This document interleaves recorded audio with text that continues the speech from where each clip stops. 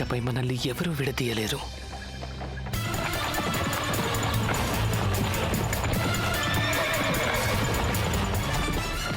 ఊర్మి, ఇక్కడికి దగ్గరలో శివాలయం ఉంది. అక్కడ మనం పరమేశ్వరుడి సాక్షిగా పెళ్లి చేసుకుందాం. మనిద్దరం కలిసి ఆ 7 అడుగులు నడిచాక మరో 7 జన్మల దాకా మనల్ని ఎవరు విడదీయలేరు.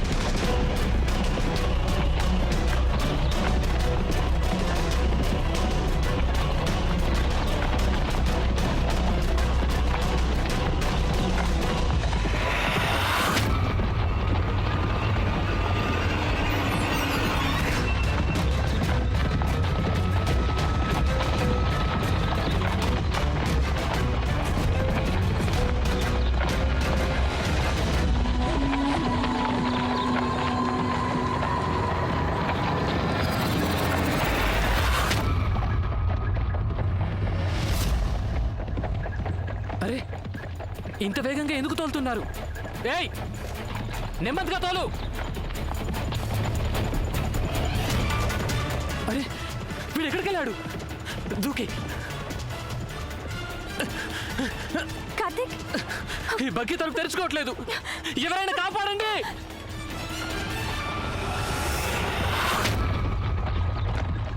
అక్కడేదో లోయ ఉంది, మనం అందులో పడిపోతాం. ఊర్మి, మనం 7 అడుగులు నడవకపోతేనే 7 జన్మల బంధం మనది. కార్తీక్, ఊర్మి, ఈ జన్మలో మన ప్రేమ ఫలించకపోయినా వచ్చే జన్మలో ఖచ్చితంగా ఫలిస్తుంది.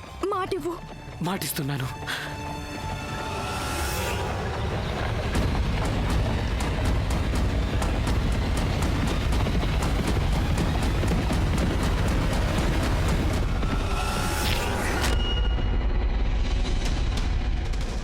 రాణా గారి కథ ముగిసిపోయింది. ఇక మా అన్నయ్య ఎలాగైనా గాయత్రిని సొంతం చేసుకుంటారు.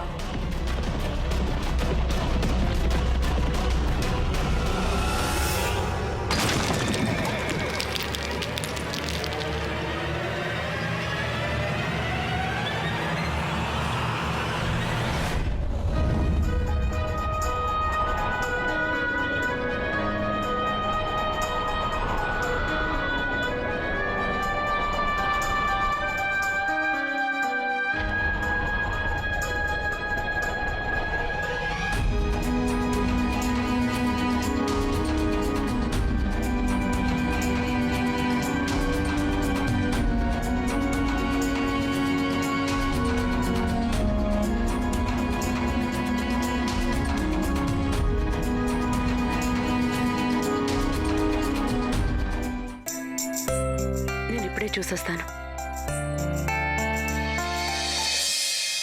నేనతనికేమీ చెప్పలేదు. ఇలాంటి మొండి వాళ్ల గురించి నాకు తెలుసు. అతని రహస్యాన్ని తెలుసుకోకుండా ఉండనే ఉండడు. అవినాష్ ఇప్పుడు ఎక్కడున్నాడు? అప్పుడే అతను మహల్కొచ్చేశాడనుకున్నాను. ఇతరులు అనుకున్నట్టుగా అవినాష్ ఎప్పటికీ ప్రవర్తించడు. అలాగే అతను చేసేవి మనకు తట్టను కూడా తట్టవు. ఏదో పరమేశ్వరుని కృప వల్ల అతను రాణా గారికి ఏమీ చెప్పలేదు. లేకపోతే అనర్థం జరిగుండేది. అతనికేమీ తెలియదు కనుక అతను రాణాగారితో ఈ విషయం చెప్పాడు. మనం జాగ్రత్త పడాల్సిందొక్కటే, ఈ రహస్యం గురించి అతనికేమీ తెలియకూడదు. మేం జాగ్రత్తగా ఉంటాం, కానీ నువ్వెక్కడా నోరు జారకూడదు.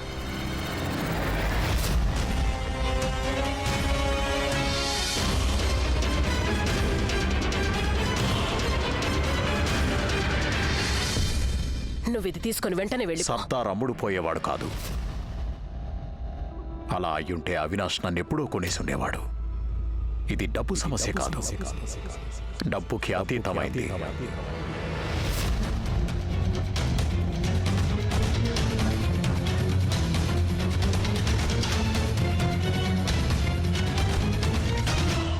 నువ్వు ఆశిస్తున్నది నీకెప్పటికీ దొరకదు సర్దార్. ముమ్మాటికి ఒక్క మాట గుర్తుంచుకో, ఆ రహస్యం వెల్లడైతే అంతా సర్వనాశనం అవుతుంది. నువ్వు కూడా తప్పించుకోలేవు.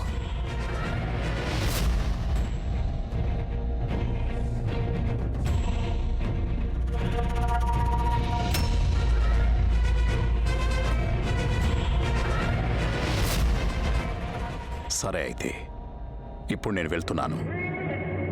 కానీ నాలోని ఓర్పు ఏదో ఒకనాటికి సడలిపోతుంది.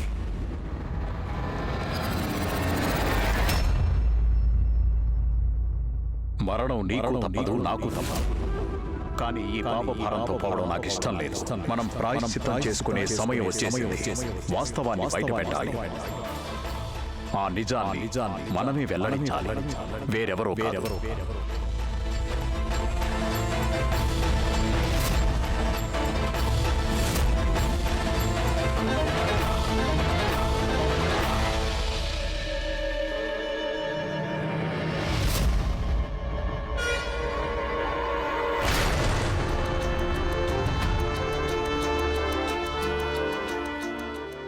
క్షమించండి, కానీ మీరు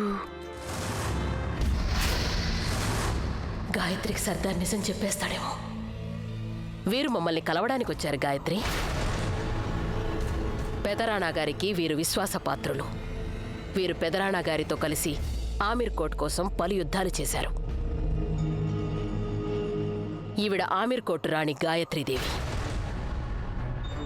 రాణా ఇంద్రవదన్ సింగ్ దేవ్కి భార్య. చల్లగా ఉండు. దీర్ఘాయుష్మాన్ భవ. నూతన సంవత్సర శుభాకాంక్షలు. అరే, మీరు వెళ్ళిపోతున్నారా? మీరు కొత్త సంవత్సరం వేడుకలు చూడరా?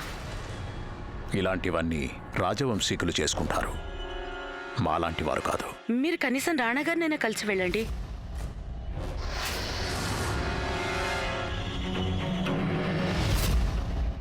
వారికి కూడా వద్దు రాణి గాయత్రి. వీరెంతో దూరం నుంచి వచ్చారు కనుక త్వరగా తిరిగి వెళ్ళాలి. దూరం నుంచి వచ్చిన బాటసారులు వెళ్ళడమే మంచిది. మీరింకా ఇక్కడే ఉంటే బాగా ఆలస్యం అవుతుంది. మీరు వెంటనే బయలుదేరండి.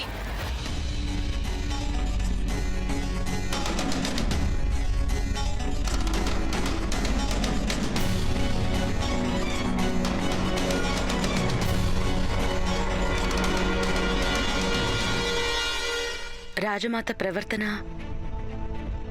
అదోలా ఉన్నట్టుంది. అదేం లేదులే. రాణా గారు, మేము ఇక బయలుదేరుతాం. వెళ్లే ముందు రాజమాత దర్శనం చేసుకుని వెళ్తాం. రాజమాత విచ్చేస్తున్నారు. రాణి గాయత్రి వారిని తీసుకొస్తారు. కానీ ఈ రాత్రికి మేము గ్వాలియర్కి చేరుకోవాలి. అయితే వెళ్లే ముందు రాజమాత దర్శనం చేసుకోవడం అవసరం. అలాగే, మీరు ఇక్కడే ఉండండి, మేము వారిని తీసుకొస్తాం. అలాగే. Excuse me.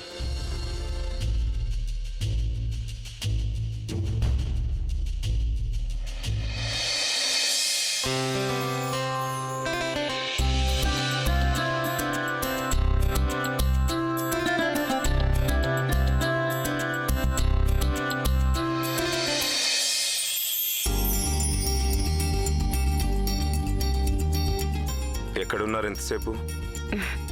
నేను రాజమాతని కలవడానికి వెళ్ళాను. ఏమైంది? అర్ధరాత్రి కావస్తోంది. మీకు ఆంగ్లేయుల సాంప్రదాయం గుర్తుండే ఉంటుందిగా. నాకు ఇలాంటి పనికిమాల సంప్రదాయాలు గుర్తు. ఆమె చివరి శ్వాస తీసుకుంటున్నారు. గత నెల రోజుల నుంచి వారు అన్నం మెతుకు ముట్టడం లేదు. గత 3 రోజులుగా వారు ఒక్క చుక్క నీళ్లు కూడా తాగలేదు. తన పాపాలకి ప్రాయశ్చిత్తం చేసుకొని తుది శ్వాస విడవాలనుకున్నారు.